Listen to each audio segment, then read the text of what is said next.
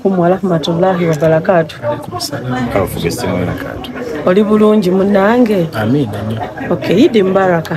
Alhamdulillah. Sigenda nnyo wala. Okay. Okay. Kakati munnange Eid osaliddeko wa abasiraamu baagala okumanya olunaku lukutambulidde lutya osaliddeko wa ye oteekateeka dumalako otya? Nze nzikiriza abantu mbebaze okuba nti nno watuuse mu Eid. Mbebaliza Katonda okutuuka mu lunaku luno. Saba Mungu buli omu amusasulemu kyasinga okwagala. Osaliddeko wa ango? Nsalidde waffe. Zino kamera zibona ensi yonna buli omu amanyi gye ntambulira byenja bye. Anko Eid Adhuha ya bisolo. Wasaddaase oba oteekateeka kukikola lujja lunaku luddako? Ffe buli naku tubaako engeri gye tukola emirimu gya Katonda ne leero Eid nabbi si wano buveemu nakati buli wano abantu bali mu kunywa bali mu kulya akamere tuli mu kweyagala mashallah. Okay.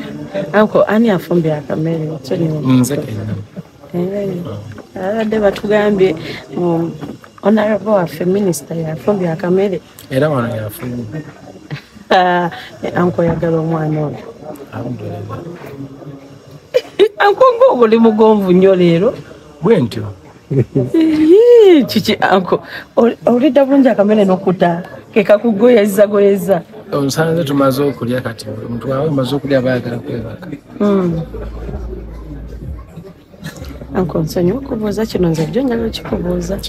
Okay, anko omukulu yatoola shahadu minisita yakuba nkubuulira.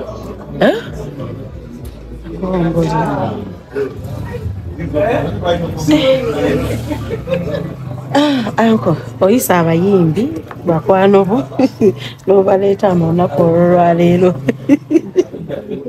Lwaki anko nange mpulira byanziramu leero lwaki osazeewo munaye n'ogamba kampita abayimbi ncelebrating nabo olunaku olwa Eid?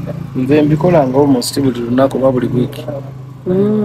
Lwakuba nti leero public holiday Eid ate abantu batera okubeera free during this time. Lunaku lwa muzaŋŋanda lunaku lwa kulya Eid kuyakalana kusanyuka. So gy'oba balujjumbira bangi okusingako nnaku endala zonna but we always do these things. Okay. Tulina kyetuwulira nti obuyembe mu lujja luno lwatandise okuddamu okuyoyebwa. Wano olabawo emiyembe?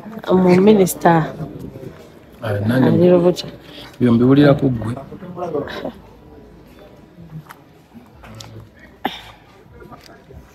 Kalowooza alukonabo message yo eri abasiraamu munaye ng'obayozaayoza okutuuka ku Eid tukute.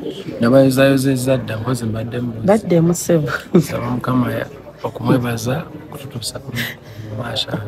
Amina. Ne anko